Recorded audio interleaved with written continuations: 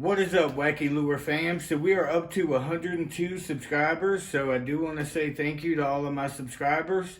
But I'm going to tell you something. If we can get up to 500 subscribers, I am going to make the wackiest lure ever.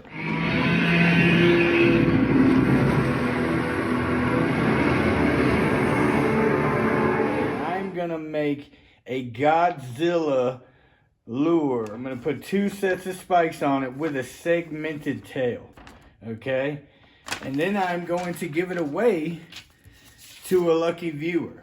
So if we can get up to 500 subs, I'm going to make this. And I'm going to do the spikes blue like that. It's going to be amazing.